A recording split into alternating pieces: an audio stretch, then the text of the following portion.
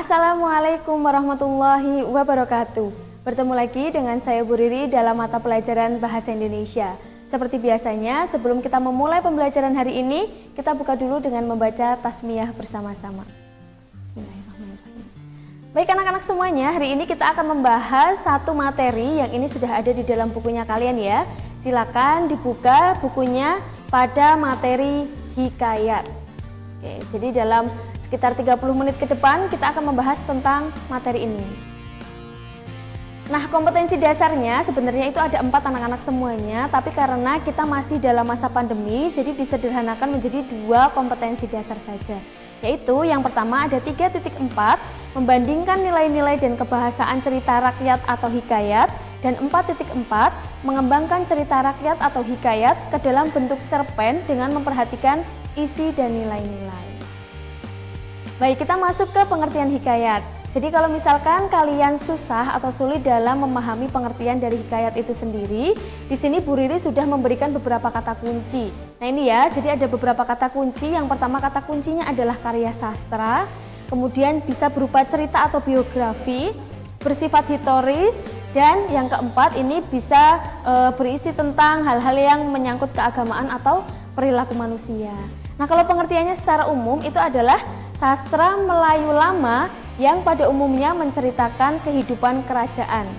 Nah ini ada dalam kurungnya istana sentris, jadi berpusatnya itu ada di dalam suatu istana. Dan bersifat fantastis, jadi dia tuh sifatnya fantasi gitu ya, terkadang kurang bisa diterima oleh kita sebagai seorang manusia atau kita sebagai pembaca.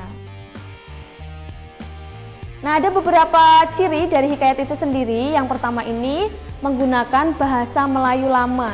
Nah ini ya, jadi di dalam hikayat nanti kemungkinan kalian akan menemukan suatu bahasa-bahasa yang tidak familiar dalam kehidupan sehari-hari kita. Misalnya seperti syahdan, nah kemudian apa lagi ya? Nanti akan kita pelajari selanjutnya. Nah yang kedua ciri-cirinya adalah istana sentris. Nah ini pusat cerita itu ada di istana atau di kerajaan. Ya biasanya hikayat itu pasti latarnya itu pasti ada kerajaannya. Kemudian yang ketiga ciri-cirinya adalah pralogis atau kemustahilan. Jadi beberapa cerita seperti yang Bu Riri sampaikan tadi ya, sesuai dengan pengertiannya. Jadi terkadang cerita-cerita yang ada di dalam hikayat itu sulit diterima oleh akalnya kita gitu ya. Sebagai seorang pembaca terkadang ini ada nggak ya di dalam kehidupan kita sehari-hari kayak gitu. Karena ceritanya kan tentang kerajaan. Sedangkan kita tidak mengalami masa-masa seperti itu. Nah, sehingga ini menjadi sesuatu yang mustahil gitu ya. Terkadang tidak terterima oleh akal kita. Nah kemudian bersifat statis atau komunal. Jadi kalau hikayat itu dia sifatnya tetap gitu ya, jadi tidak berubah-ubah dan dia tuh kaku, ceritanya gitu-gitu aja. Karena bahasanya juga menggunakan bahasa Melayu dan ceritanya tidak berkembang. Mungkin kalian dalam memahami nanti sedikit membutuhkan usaha ekstra gitu ya, daripada kalian membaca misalkan cerpen atau misalkan puisi dan lain-lain. Jadi ini hikayat ini sedikit berbeda memang dari bacaan-bacaan yang sebelumnya kita pelajari. Kemudian ciri-ciri yang kelima adalah terdapat tokoh sakti dalam cerita. Nah nanti akan muncul tokoh-tokoh yang dia tuh memiliki kekuatan. Ya, jadi di dalam hikayat itu pasti ada tokoh-tokoh yang seperti ini.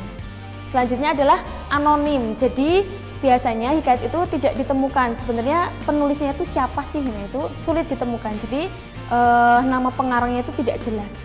Berbeda ya, misalkan kalian baca cerpen atau puisi itu kan di bawah judul atau di yang paling bawah dari cerpen itu pasti kan ada nama pengarangnya. Nah kalau hikayat ini tidak. Gitu. Kemudian bahasanya itu bahasa arkais. Arkais itu artinya bahasanya itu bahasa-bahasa yang digunakan pada zaman dahulu. Ini ya, karena di atas tadi sudah dikatakan menggunakan bahasa Melayu lama, sehingga ini hampir sama ya antara arkais dengan bahasa Melayu lama. Jadi bahasa-bahasanya yang digunakan itu mungkin kurang familiar itu tadi di telinganya kalian. Selanjutnya adalah bersifat tradisional atau meneruskan budaya dan didaktis atau mendidik gitu ya. Nah ini sifatnya itu karena dari zaman dulu kemudian turun-temurun sampai sekarang, jadi sifatnya adalah tradisional dan menggunakan bahasa klise. Bahasanya diulang-ulang, kayak contohnya bahasa syahdan itu tadi gitu ya. Nah itu adalah ciri-cirinya. Kemudian struktur dari hikayat ini ada banyak sekali ya strukturnya. Nanti bisa dibuat jembatan keledai sendiri di rumah gitu, misalkan kalian mencatat gitu ya. Nah, strukturnya itu ada, yang pertama itu ada abstraksi. Abstraksi ini adalah ringkasan. Jadi seperti misalkan kalian menulis paper gitu ya, atau menulis artikel, biasanya kan ada abstraksi. Nah, ini di sini juga ada abstraksi, ini berupa ringkasan atau inti dari cerita. Yang kedua, ini ada orientasi. Ini adalah bagian yang berkaitan dengan waktu, tempat, dan suasana. Biasanya ada di awal-awal. Ya, misalkan pada zaman dahulu di sebuah kerajaan bernama, nah kayak gitu kan. Nah, itu kan bagian-bagian yang terkait dengan waktu, tempat, dan suasana. Yang ketiga, itu ada komplikasi. Ini adalah urutan kejadian yang dihubungkan secara sebab akibat. Jadi ada sebab, ada akibat di dalam hikayat ini nantinya. Yang keempat, ada evaluasi. Ini menuju ke konflik. Ini hampir sama ya, kalau cerpen itu kan biasanya ada puncak konfliknya, baru nanti ada penyelesaian kan. Nah, ini sama, di hikayat juga ada.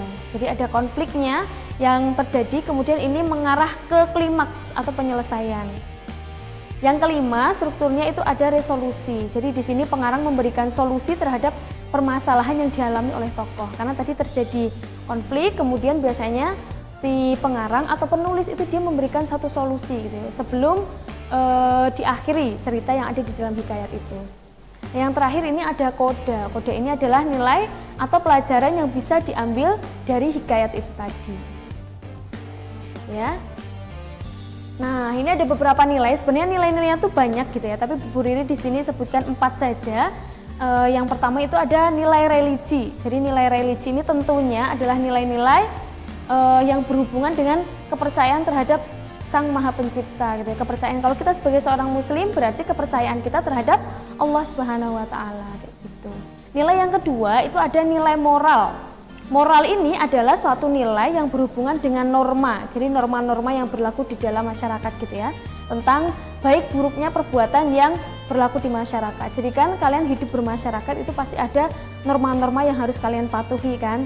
Nah, itu disebut dengan nilai moral kayak gitu. Misalkan mencuri, nah kayak gitu kan itu berhubungan dengan moral. Kalau seseorang itu melakukan pencurian, berarti moralnya baik atau enggak?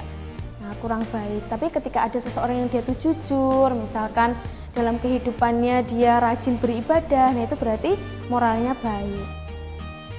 Yang ketiga itu ada nilai sosial. Nilai sosial ini mencerminkan hubungan sosial gitu ya, yang tercermin dalam berinteraksi terhadap sesama manusia gitu. Jadi nilai sosial itu ya yang berhubungan dengan interaksi kita dalam kehidupan kita sehari-hari. Ya, yang terakhir ada nilai budaya. Nah, nilai budaya ini berhubungan dengan adat istiadat dan kebiasaan yang berlaku di masyarakat. Jadi nilai-nilai yang dia tuh ini paling sering ditemukan gitu ya. Biasanya yang paling sering ada itu adalah nilai religi dan budaya. Jadi misalkan kalian di Jawa gitu kan, misalkan latarnya itu ada di Jawa Tengah. Nah, itu kan nilai-nilai budayanya itu banyak tentang wayang atau apalagi kalau Jawa gamelan kayak gitu kan. Nah, itu disebut dengan nilai budaya. Contoh-contohnya seperti itu ya. Nah, ini ya, setelah ini akan Bu Riri berikan video, judulnya itu adalah Hikayat Si Miskin. Ini ada dalam bukunya kalian halaman 79. Nah, itu kan ada barcode kan di situ. Nah, kalau kalian misalkan kesulitan dalam menyimak video itu, di sini sudah Bu Riri lampirkan ya. Bu Riri berikan satu video yang itu berisi tentang Hikayat Si Miskin. Nah, sebelum kita melanjutkan, silakan disimak dulu video berikut ini.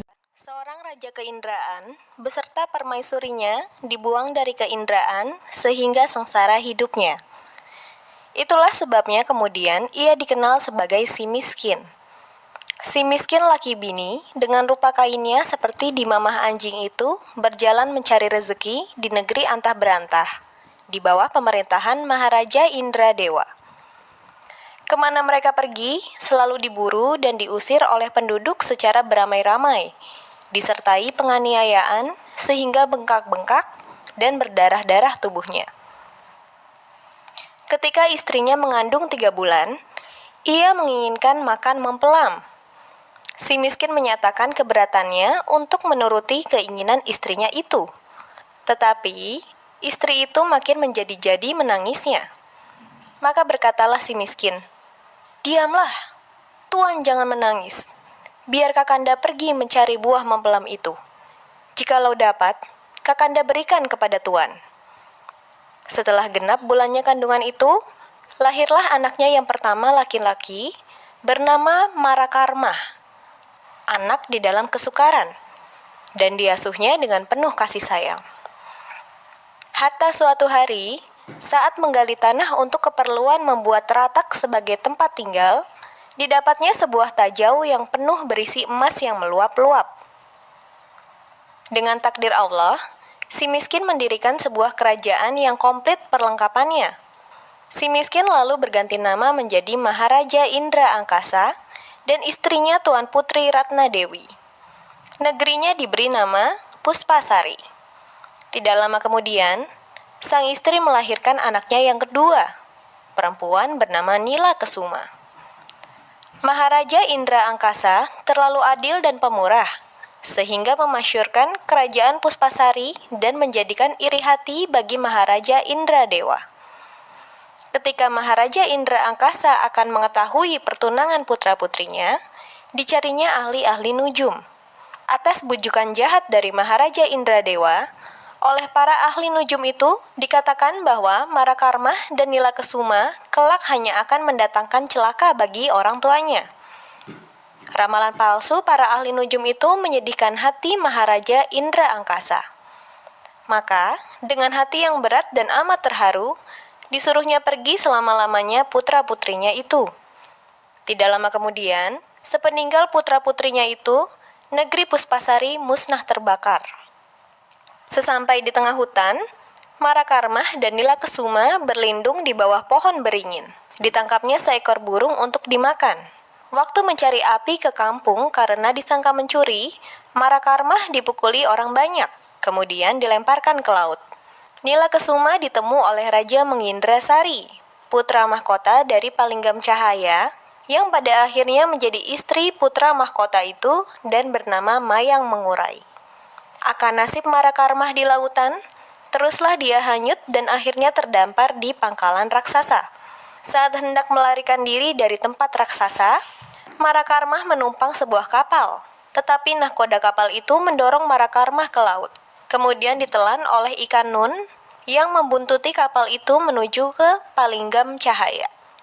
Tak tahu sebabnya, ikan nun terdampar di dekat rumah nenek Kebayan yang kemudian membelah perut ikan nun itu dengan daun padi karena mendapat petunjuk dari burung Raja Wali, sampai Marakarma dapat keluar dengan tak bercela. Marakarma menjadi anak angkat nenek Kebayan yang kehidupannya berjual bunga. Karena cerita nenek Kebayan mengenai putra Raja Mengindrasari menemukan seorang putri di bawah pohon beringin yang sedang menangkap burung, taulah Marakarma bahwa putri tersebut adiknya sendiri, maka ditemuinya lah. Selanjutnya, Marakarma mencari Aryah bundanya yang telah jatuh miskin kembali. Dengan kesaktiannya, diciptakannya kembali kerajaan Puspasari dengan segala perlengkapannya seperti dahulu kala. Baik anak-anak semuanya, sudah disimak ya video tentang cerita rakyat atau hikayat yang berjudul Si Miskin itu tadi. Nah, kemudian kita coba bersama-sama ya mencari apa sih tadi nilai-nilai yang ada di dalam video yang berjudul Hikayat Si Miskin itu tadi. Nah, kalian sudah mendengarkan ya tentunya, dan kita coba telaah bersama-sama gitu ya. Nilai-nilai apa yang ada di dalam hikayat itu tadi. Nah, di sini Bu Riri sudah merangkumkan beberapa nilai yang ada di dalam video itu tadi. Ini juga ada di dalam bukunya kalian. Jadi beberapa nilai yang ada di dalam video tadi, diantaranya yang pertama itu adalah pemimpin yang baik merupakan seseorang yang adil dan murah hati. Ya, ini nilai pertama yang bisa kita temukan di dalam video itu tadi. Yang kedua, jangan mudah terpengaruh dengan ramalan atau perkataan orang lain. Nah, ini ya, ini termasuk hal-hal tentang ramalan ini nanti kalian temukan mungkin di beberapa hikayat yang akan kalian baca. Ya. Yang ketiga, hadapi ujian hidup dengan sabar dan pantang menyerah gitu ya. Tadi kan terdapat beberapa musibah-musibah yang dialami oleh tokoh gitu ya. Nah, jadi kita harus menghadapi ujian hidup itu dengan sabar dan pantang menyerah. Yang keempat, merundung orang yang lemah bukanlah sifat dari kesatria ya. Yang kelima, kehidupan dan kematian serta kebahagiaan dan kesedihan berada dalam kuasanya. Dan yang terakhir, berusaha dan berdoalah dalam menjalani takdir di dunia. Nih ya, ini tadi adalah beberapa nilai yang ada di dalam video tentang si miskin atau hikayat si miskin. Kemudian kita akan belajar tentang bagaimana sih caranya membandingkan nilai-nilai dan kebahasaan hikayat dengan cerpen. Jadi di sini akan Bu Riri jabarkan ya beberapa perbedaan dari kebahasaan dan nilai-nilai yang ada di dalam hikayat dengan yang ada di dalam cerpen. Nah ini ya, kalau perbedaannya berdasarkan jenis dan bentuk, hikayat itu bentuknya prosa, termasuk ke dalam jenis prosa lama gitu ya. Karena kalau kita baca itu kan kalian susah memahaminya, kemudian bahasanya juga menggunakan bahasa Melayu lama, jadi ini termasuk ke dalam jenis prosa yang lama. Berbeda dengan cerpen, kalau cerpen ini bentuknya juga sama-sama prosa seperti hikayat itu tadi, tetapi cerpen itu termasuk ke dalam jenis prosa baru. Karena kalau cerpen itu kan mengikuti perkembangan zaman ya. Kalian bisa memodifikasi, kalian bisa menggunakan gaya bahasanya kalian. Nah, itu kan ciri-ciri dari cerpen ya. Jadi dia sifatnya itu tidak kaku seperti hikayat. Kalau hikayat itu, jadi semenjak dia ditulis oleh orang yang pertama sampai sekarang pun dia akan tetap sama. Ya, bahasanya juga Melayu lama, jadi tidak berganti bahasanya karena dia sifatnya statis itu tadi ya, tetap. Nah kemudian kalau berdasarkan ciri kebahasaannya, hikayat itu menggunakan berbagai kata atau istilah arkais gitu ya, yang kuno, yang tidak lazim, yang tidak sering kalian dengarkan, yang tidak sering kita gunakan dalam kehidupan sehari-hari. Contohnya ini tadi ya sudah Bu Riri sebutkan syahdan, ada lagi contoh kata yang lain itu ada hatta kayak gitu. Ya, jadi ini artinya itu sebenarnya adalah kemudian gitu ya atau lalu. Tapi di dalam bahasa Melayu lama itu disebutkannya dengan bahasa hatta atau syahdan. Nah, berbeda dengan cerpen, kalau cerpen itu menggunakan bahasa yang mudah dipahami pembaca, bahasa yang kita gunakan dalam kehidupan sehari-hari. Nah, ini perbedaan yang cukup mencolok gitu ya dari hikayat dan juga cerpen itu dari segi bahasanya saja kita sudah sangat ini ya, dalam memahaminya sudah sangat sulit gitu karena bahasa-bahasanya di dalam hikayat itu ya memang ciri-cirinya adalah sulit dipahami itu tadi. Nah, kalau berdasarkan unsur intrinsiknya, kalau hikayat itu biasanya temanya itu mengangkat hal-hal yang sifatnya irasional itu tadi, yang sifatnya mustahil, jadi sangat fantastis. Jadi ini sangat menggambarkan satu fantasi gitu ya, angan-angan seseorang yang dituliskan gitu ya dalam bentuk hikayat. Kemudian tokoh dan penokohannya ini orang-orang yang memiliki kekuatan. Jadi biasanya kalau di dalam hikayat itu tadi setiap orang pasti memiliki kekuatan gitu. Contohnya kayak orang masuk ke dalam perutnya ikan gitu ya, kemudian ikannya mengikuti kapal gitu kan tadi di dalam hikayatnya. Tapi ternyata orangnya tidak mati gitu kan, dia tetap hidup itu, bahkan menemukan keluarganya kayak gitu. Dan latarnya atau settingnya itu ada di istana sentris, jadi selalu berhubungan dengan istana, kerajaan gitu ya, kekuasaan raja satu dengan yang lainnya. Nah, ini adalah ciri-cirinya dari hikayat. Kalau cerpen biasanya temanya mengangkat cerita kehidupan manusia, jadi rasional. Biasanya kalau cerpen kan kalian mengangkat cerita-cerita yang kalian alami setiap harinya kan. Nah, jadi itu adalah tema-tema yang biasanya ditemukan dalam cerpen itu seperti itu. Jadi dia mengikuti perkembangan zaman.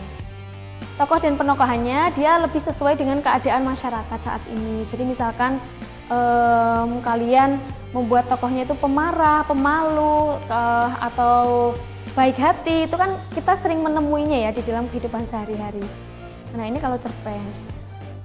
Kalau latar atau settingnya ini ada di rakyat sentris, jadi dia ada di dalam kehidupan kita sehari-hari sebagai seorang warga atau sebagai seorang rakyat. Itu ya. Nah, kalau berdasarkan nilai-nilai kehidupan, kalau hikayat itu dia mengungkapkan nilai-nilai yang berkembang masyarakat pada zamannya. Jadi nilai-nilainya itu ya sesuai dengan nilai-nilai yang ada dalam kehidupan zaman dahulu gitu ya. Ini sama sebenarnya cerpen dengan hikayat, cuman bedanya kan tadi ada 4 nilai, ada religi, sosial, moral, dan budaya. Ini sama-sama ada di dalam cerita yang ada dalam hikayat maupun cerpen, tetapi dia dalam pengaplikasiannya, dalam penulisannya di dalam teks hikayat atau cerpen itu beda gitu.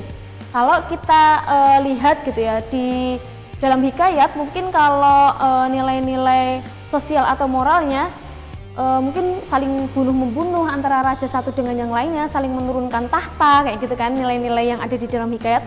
Tapi kalau di dalam cerpen misalkan nilai-nilai yang ditonjolkan itu misalnya nilai moral tentang mencuri itu tadi, atau misalkan tentang mengolok-olok, kan biasanya seperti itu. Nah itu kita jarang menemukan di dalam hikayat gitu ya, karena memang cerita dalam hikayat itu ya cerita-cerita tentang nilai-nilai yang ada di zaman dahulu sekali gitu ya, yang mungkin kita juga tidak menemukannya di zaman sekarang. Apakah kalian menemukan gitu ya perang antar kerajaan kayak gitu kan? Enggak kan, saling menurunkan tahta itu kan tidak kita temukan.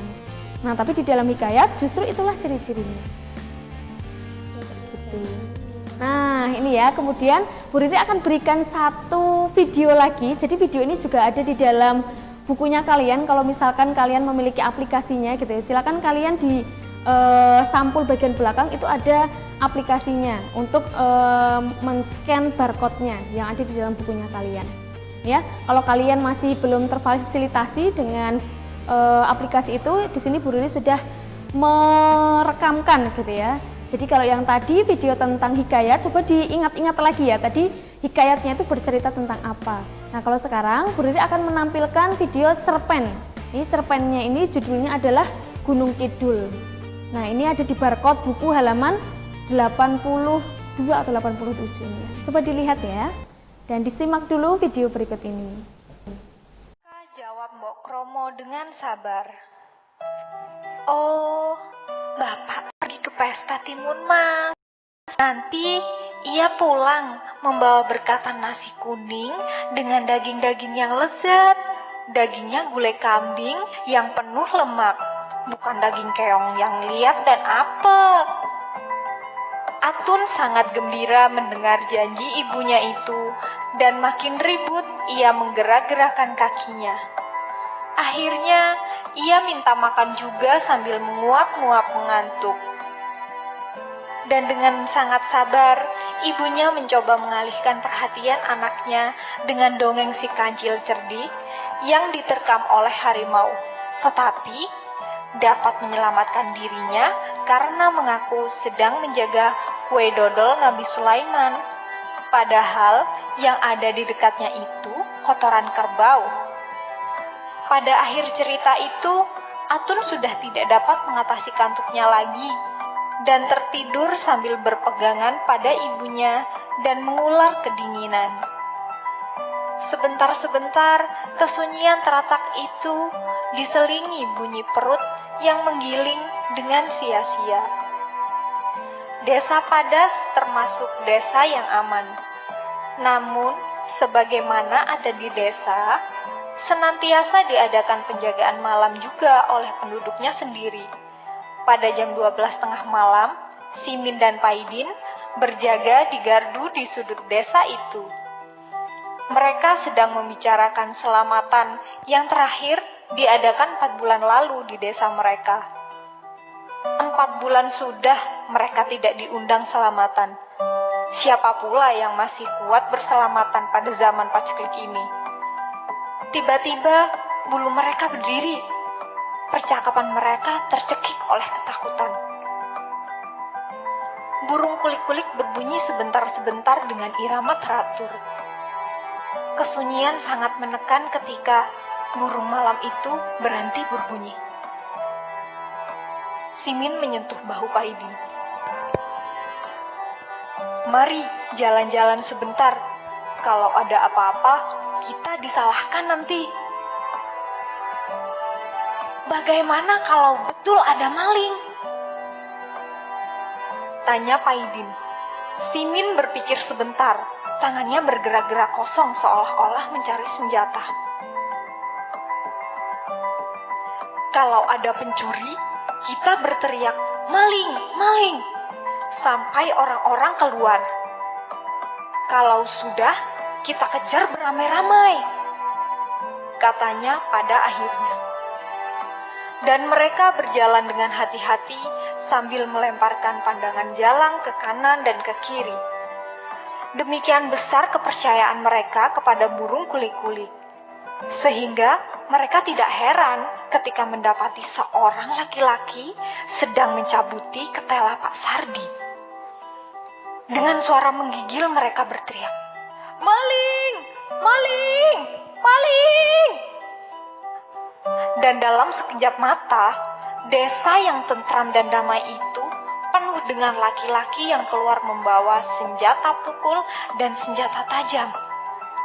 Pencuri itu berlari sekuat-kuatnya dikejar oleh Simin dan Paidin pada jarak yang cukup.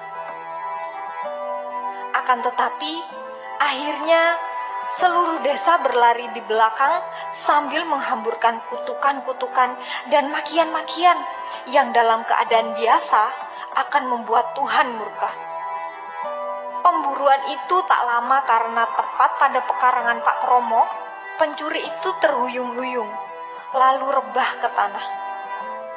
Bagai air anak sungai yang terjun ke induknya, laki-laki yang banyak itu membanjir ke tempat pencuri itu jatuh dan mulai menghantamkan senjata-senjata tumpulnya kepada tubuh yang terengah-engah lemah itu. Dan semua orang mau ikut ambil bagian di dalam pemukulan itu. Mereka yang membawa golok menyisipkannya pada ikat pinggangnya, lalu meminjam kayu yang dibawa oleh temannya dan sambil mencetuskan bunyi, menjatuhkannya dengan bunyi kelapa jatuh kepada badan yang sudah tak bergerak sama sekali itu. Lama-kelamaan, setelah hampir seluruh desa mendapat giliran memukul, mereka insaf bahwa orang itu tak bergerak lagi. Coba kita lihat, apa dia masih hidup? Kata Simin dengan khawatir. Ya, mari, kata banyak orang menyambutnya. Mari kita minta lampu kepada Mbok Kromo. Seseorang memberi usul, dan beberapa orang menuju ke pintu Mbok Kromo dan mengatakan, "Kula nuwun." Pintu Mbok Kromo dibuka sedikit. "Pencurinya sudah tertangkap?" tanyanya cemas. Sudah. Itu dia terbaring di tanah kami pukuli. Ia mencuri ketala Pak Hardi. Sampai ia jatuh, ketala itu tak dilepas-lepaskannya. Pak Kromo, apa tidak ada di rumah? Kami mau pinjam lampu untuk melihat siapa maling itu. Bapak pergi tadi sore, sampai sekarang belum kembali. Tetapi lampunya boleh dibawa. Ketika itu, Atun merengek-rengek, minta digendong. Ia terbangun oleh keributan yang terjadi di dekapnya itu. Dengan menggendong Atun, Mbok Kromo mengikuti orang-orang yang membawa lampunya menuju ke tempat orang-orang berkerumun. Orang-orang menyingkir untuk memberi jalan kepada pemuda yang membawa lampu. Di dalam cahaya lampu itu, tampak badan pencuri itu bengkak-bengkak. Kulit yang sedikit robek, serta berlumuran darah, keringat, dan tanah. Orang-orang yang berdekatan menelentangkannya. Nyala lampu itu menyinari wajahnya yang menyeringai, menakutkan. Semua orang yang melihat mundur selangkah. Ya Allah, Pak Kromo ini. Kesunyian yang berat menyusul keseruan yang menggemparkan itu. Lalu hening dan seseorang berkata, "Ia sudah mati." Simin dan Paidin menjauh tak tahan. Namun mereka mendengar juga ratap Mbok Kromo yang sedang menangis dan mencabuti rambutnya yang terurai, dikelilingi laki-laki yang dengan tiba-tiba wajahnya penuh dengan belas kasihan. Semua kayu telah dilemparkan jauh-jauh, serta semua pisau dan golok disisipkan di belakang. Mengatasi suara ibunya, Atun menangis. Bapak!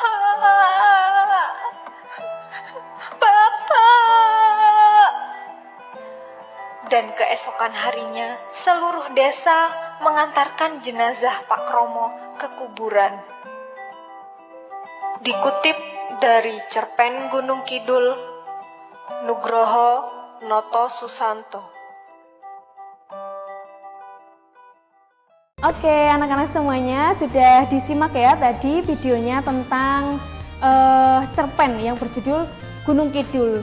Nah, kemudian coba ya kita mencoba untuk membandingkan gitu ya beberapa aspek yang ada di dalam hikayat dan juga yang ada di dalam cerpen. Kemudian kita coba melihat gitu ya perbedaannya itu ada di mana sih kayak gitu. Nah, di sini aspek yang dinilai yang pertama itu ada pandangan tentang kemiskinan. Kita coba lihat tentang atau kita lihat video yang berjudul Hikayat Si Miskin itu tadi ya. Jadi kalau di dalam Hikayat Si Miskin itu pandangan tentang kemiskinan itu dianggap sebagai suatu hal yang hina dan nista, sehingga orang miskin tidak diakui di dalam masyarakat. Jadi kalau dalam hikayatnya tadi gitu ya, dalam hikayat Si Miskin itu tadi kan dia orang yang tidak punya gitu ya, sehingga dia itu tidak diakui keberadaannya oleh masyarakat yang ada. Tapi berbeda dengan cerpen yang judulnya Gunung Kidul itu tadi ya. Kalau di situ kemiskinan itu merupakan suatu penderitaan gitu ya, yang tiada akhir dan menuntut usaha manusia agar tetap bertahan hidup gitu ya. Jadi pandangannya beda. Kalau di dalam cerpen itu kan itu suatu penderitaan gitu ya, dimana seorang manusia itu dia harus berusaha bagaimana caranya supaya dia itu tidak menjadi orang yang miskin lagi. Tapi kalau di dalam hikayat kan pandangannya berbeda. Kemiskinan itu suatu yang hina gitu. Kalau kamu seseorang yang miskin ya kamu tidak bisa diterima di dalam kehidupan bermasyarakat. Kayak gitu. Nah, kemudian dampak dari kemiskinan ini kalau di dalam hikayat itu dikucilkan gitu ya, dihina, dikucilkan. Pokoknya kamu harus pergi dari tempat ini gitu ya. Pokoknya intinya dia tidak bisa terterima dalam kehidupan bermasyarakat.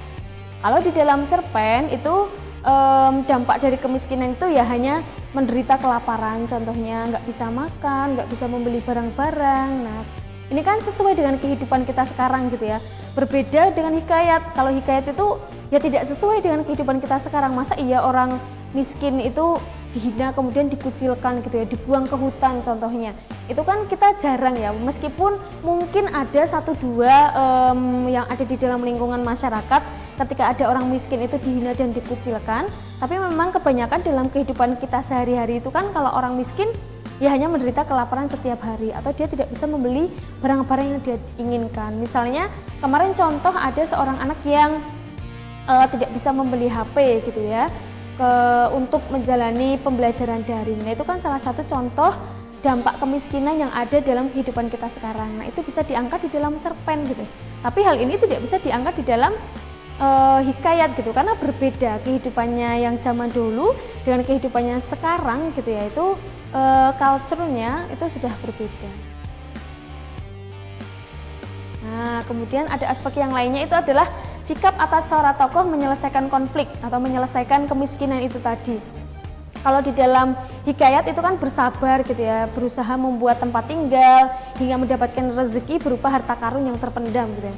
Nah ini ya, jadi kalau di dalam hikayat itu kan ceritanya seperti itu, miskin kemudian dia dikucilkan, kemudian dia sabar gitu ya, berusaha membuat tempat tinggal, kemudian dia mencari harta kesana kemari sampai akhirnya dia mendapatkan harta karun. Berbeda kalau di dalam cerpen itu tadi ya, cerpennya itu menghibur diri agar teralihkan pikirannya dari rasa lapar. Jadi misalkan kalau di dalam kehidupan di perkotaan misalnya di Jakarta gitu ya, itu ada yang dia menghibur dirinya ketemu teman-teman, misalnya dia pengamen, terus bertemu dengan sesama pengamen kayak gitu ya. Kemudian berusaha mendapatkan makanan untuk keluarga dengan mencuri juga. Nah ini sangat relate gitu ya, sangat sesuai dengan kehidupan kita sekarang dalam bermasyarakat. Kan kita sering menemukannya orang-orang yang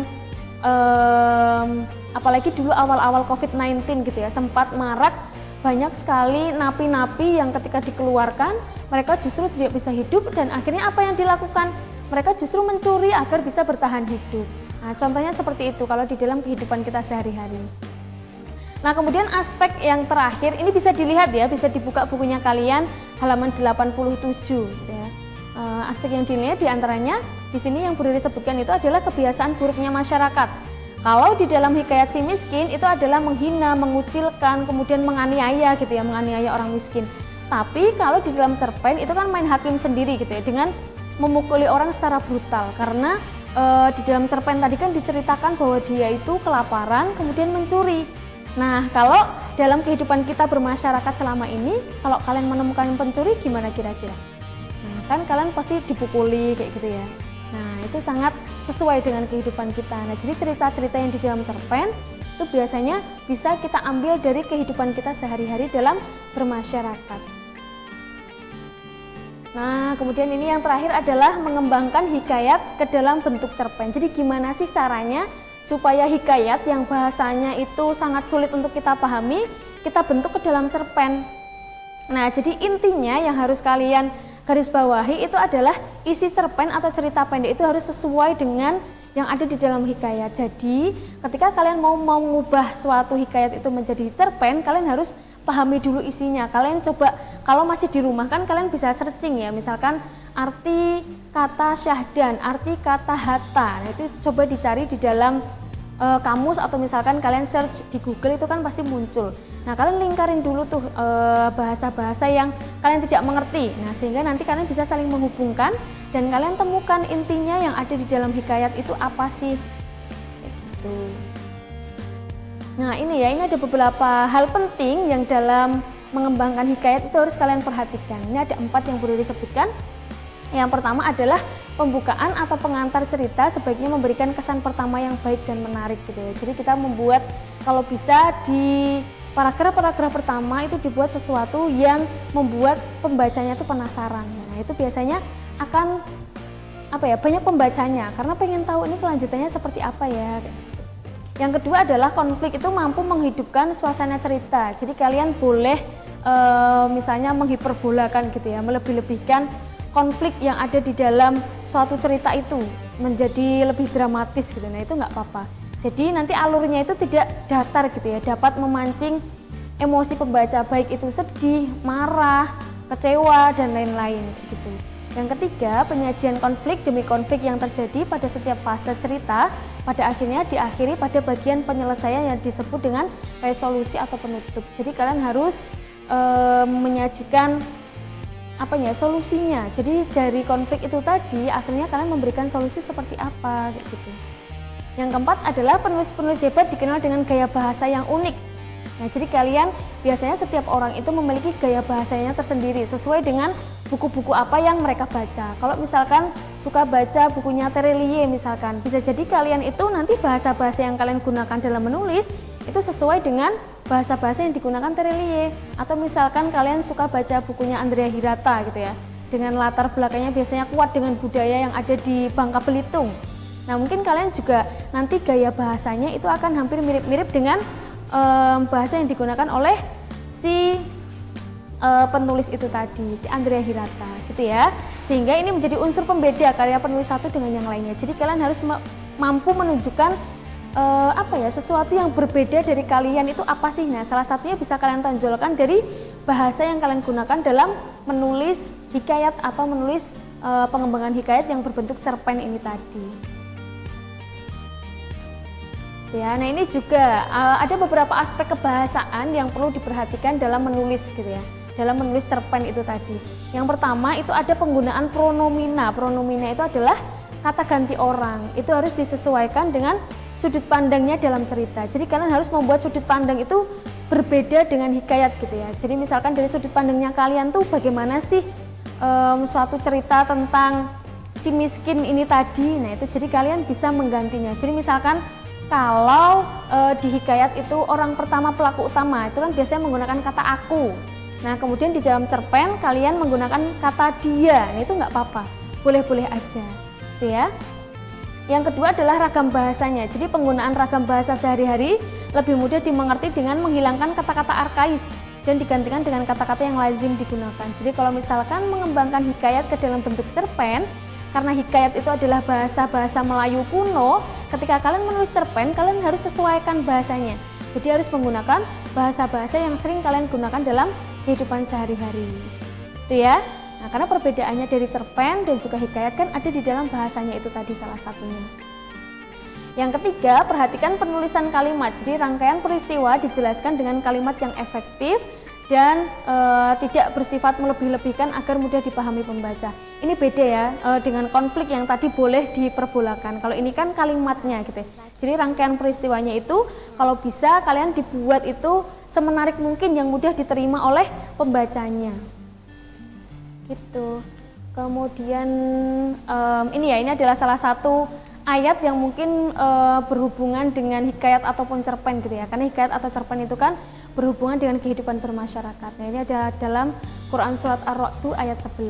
Nah, bagi manusia ada malaikat-malaikat yang selalu mengikutinya bergiliran di muka dan di belakangnya. Mereka menjaganya atas perintah Allah. Sesungguhnya Allah tidak merubah keadaan suatu kaum sehingga mereka merubah keadaan yang ada pada diri mereka sendiri, dan apabila Allah menghendaki keburukan terhadap suatu kaum, maka tak ada yang dapat menolaknya, dan sekali-kali tak ada pelindung bagi mereka selain Allah Subhanahu wa Ta'ala. Itu yang mungkin cukup itu pembelajaran kita hari ini. Syukran jazakumullah khairan katsir telah menyimak materi tentang hikayat hari ini. Semoga ini dapat membantu pembelajaran daring kita ya.